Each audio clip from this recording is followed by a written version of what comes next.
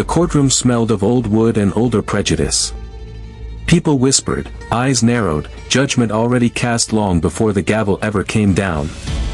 And in the center of it all stood Master Sergeant Darius Cole, wrists bound, suit worn, posture still sharp like the soldier he once was. 22 years of service carved into his backbone. 22 years of sacrifice written in his scars. But none of that mattered today. To them, he was just another black man in handcuffs. Darius's mother sat trembling in the back row, clutching her Bible so tightly her knuckles turned white. Her voice cracked in prayer, "Lord, please don't let them break my baby." But the way the prosecutor strutted, the way the judge glared, the way the gallery stared, everyone knew the verdict was already baked in. The prosecutor stepped forward, hair slicked back like an oil spill, voice dripping poison. "Your Honor, this defendant has a history of aggression toward authority. Officers feared for their safety. He behaves like someone who thinks he's above the law. A lie. A rehearsed performance." Darius clenched his jaw, swallowing the truth because he knew speaking it was pointless. His public defender hadn't uttered more than 12 words all morning. Judge Harkins leaned back in his chair, eyes cold, a smirk curling at the corner of his mouth. "This court does not care what you did in the military. You are a criminal here, not a hero." Gasps. Murmurs. His mother's hand flew to her mouth. Darius just stood there, chest rising and falling, the only calm point in the room. He'd faced bombs, fire, death. He could face this too. When it was time to speak, Darius lifted his head. "Your Honor, I served this country faithfully. I lost brothers in combat. I never resisted arrest. I only asked a question, why was I stopped?" His voice was steady, but the room buzzed with disbelief. A soldier explaining himself to a man who already decided he was guilty. Judge Harkins rolled his eyes. "Spare me. Men like you think your service earns you special privilege." The gavel slammed down like thunder. 18 months in county jail. Effective immediately. Screams burst from the back, his mother crying out, "He served this country. How dare you!" But the bailiffs dragged Darius away. His eyes never left the judge. And before the doors closed, he said quietly, "You'll regret this." Weeks behind bars didn't crush Darius, they sharpened him. Inmates watched him with curiosity, some mocking, some in awe. Guards bragged about locking up a veteran like he was a hunting trophy. But every night, Darius wrote letters. Not pleading. Not desperate. Just honest. Sent to generals, commanders, old battle brothers. Men whose lives he had once saved. And somewhere out there, the right man read one. General Wright. The legend of legends. While Judge Harkins bragged at a dinner party about putting a soldier in his place, a retired colonel went pale. His voice sliced through the laughter, "You fool. You don't know who you just sentenced." Whispers spread. Calls were made. And then, one night, the phone on Judge Harkins's desk rang. The Pentagon. His secretary was shaking. When he picked up the call, his face drained of color.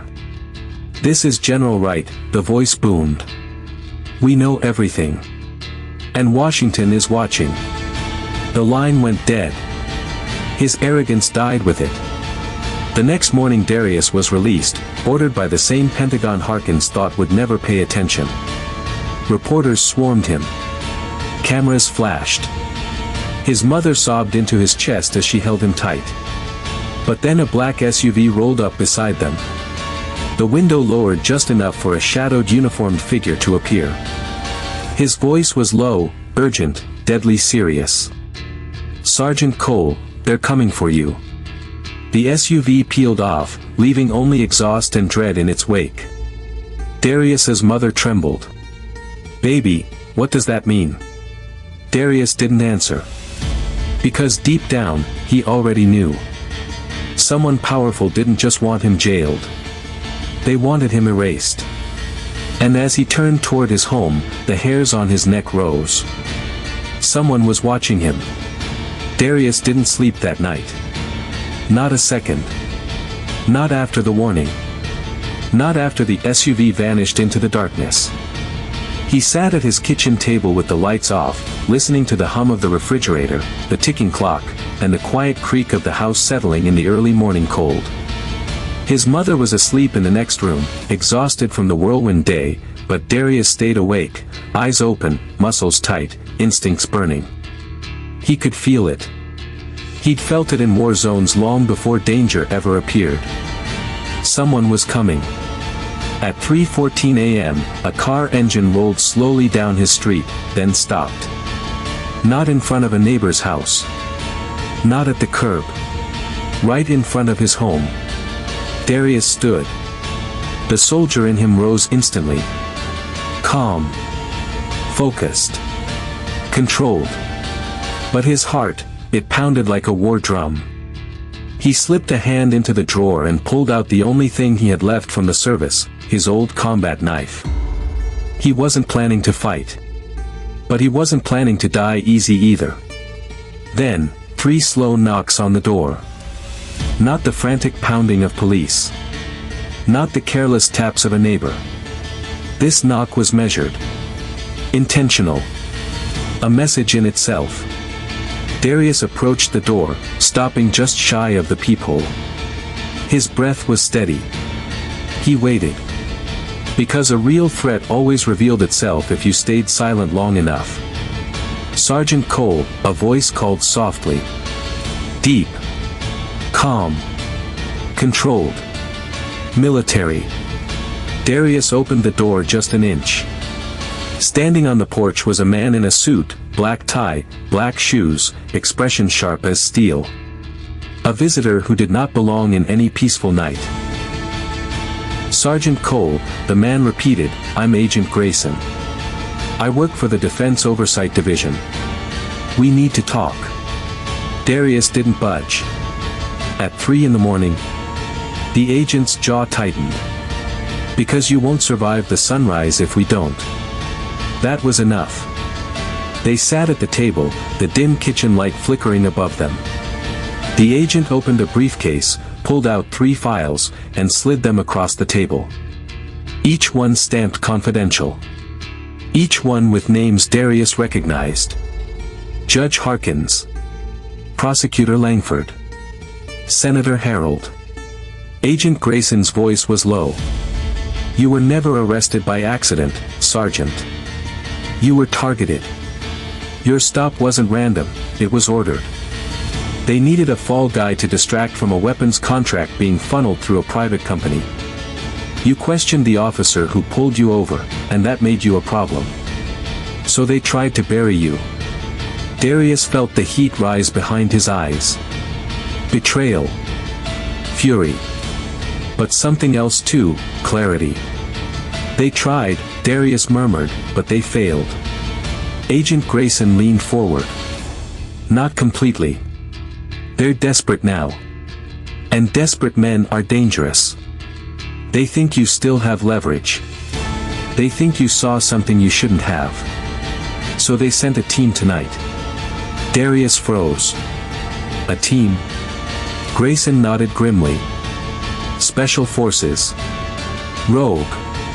Not official. Not traceable. They're already in the neighborhood." As if on cue, the street outside flickered. Lights went out. Every house. All at once. Blackout. Grayson stood so fast his chair scraped the floor. "They're cutting power. They're moving now." Darius grabbed his mother and sister and moved them to the back hallway.